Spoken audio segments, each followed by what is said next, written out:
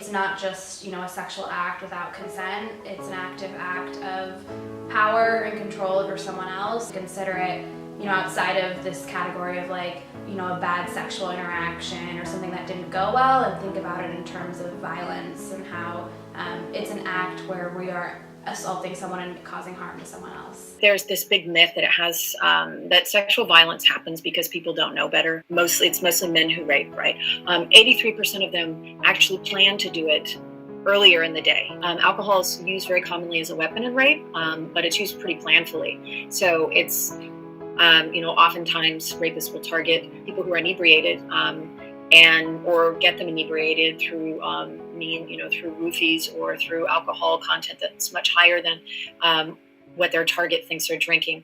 So, I say no, but my will is crumbling. I'm too drunk to say anything. You say you love me and I should do this for you. You beg. I say fine, on the verge of falling asleep. It is a sad fact that about 1 in 5 women and about 1 in 33 men on college campuses will be the target of and will experience rape or sexual assault. People who commit sexual assault or commit harm don't just do it more than once. On average, I think someone who commits a rape commits it about 6 to 7 times. We have a double standard for men and women when it comes to sexuality. Like, men are supposed to have a lot of sex, women are not. Mm-hmm. And so we actually bake rape culture into our culture. There is so much pressure on young men to make the first move, to know what they're doing, to take on a leadership role in relationships, especially in heterosexual relationships, that I feel like it really is a recipe for disaster, because they don't get the opportunity to ask for help when they need it, and ask questions and reveal any kind of vulnerability. Take rape culture, which is where we normalize sexual violence, mostly against women, but we normalize it in general. At the basis of rape culture is this idea that heterosexual men have access to women's bodies as bodies, that somehow they have an entitlement or a right to that. We accept this crime. We accept it as being a normal part of sexual life. This is the only crime where we put the victim on trial. It's the only crime where we tend to not believe the victim. It's the only crime where there's this concerted effort to try to protect perpetrators and their right to have access to women's bodies.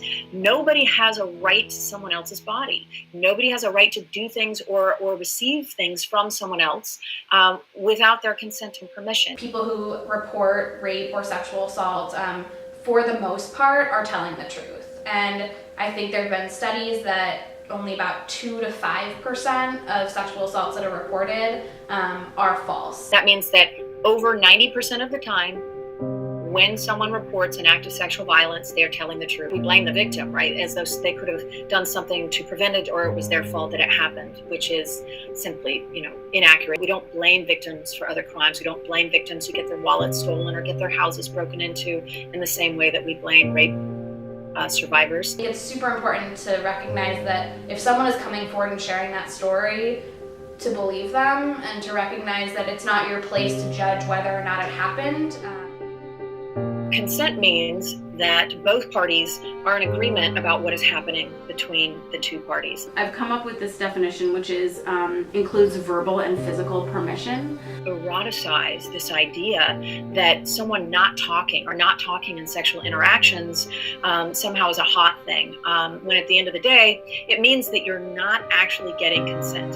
That it has to be continuous and ongoing. So there's constant permission being asked, regardless of how many times you've had sex with somebody or how many times, how much time has gone in between the last time you had sex with them. So at every step of an interaction, you're checking in with the other person who's involved, and you're saying, like, is this okay? Does this feel good? Does this hurt? And you're checking in throughout the process, whether that goes from a kiss or beyond. You're constantly checking in. It has to be verbal, it has to be affirmative, and it has to be ongoing. And that you have the permission to change your mind at any time, that there's no pressure of like tricks or retaliation. Nothing else in the world works this way. When you're talking about two people engaged in a mutual activity, there are assumptions, right, that you'll be partners or you'll have some sort of agreement. But when it comes to sex, we kind of throw that out the window. 11% of men will engage in some act of sexual violence by the time they're out of college. I don't paint rape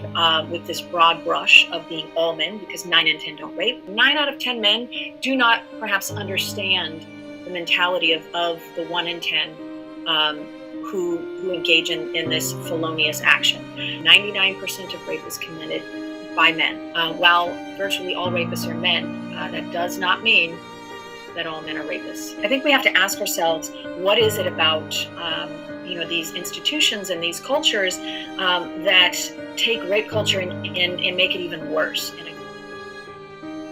It's your place to just support them and say, what can I do to make you feel safe? And recognize that this is like a pervasive problem in our communities, and it's something that shouldn't be taken lightly. Educators have a really important role in making sure that students, especially young people, are able to see what healthy interactions look like. Schools have a very important role to play in preventing sexual assault. Educating people about what exactly it is and how sexual harassment can lead to that. There needs to be more education for young men and more of a reveal of how gender plays a role in sexual assault. We need to address this in the way in which we raise our little boys who grow into the men. How do we talk about consent and how do we teach people about it from an early age? Effective for me in learning about it is how consent happens in my daily life all the time. We need to change the entire way in which we think about sex. Addressing the cultural norms that allow this to happen will go an awfully long way in preventing rape culture.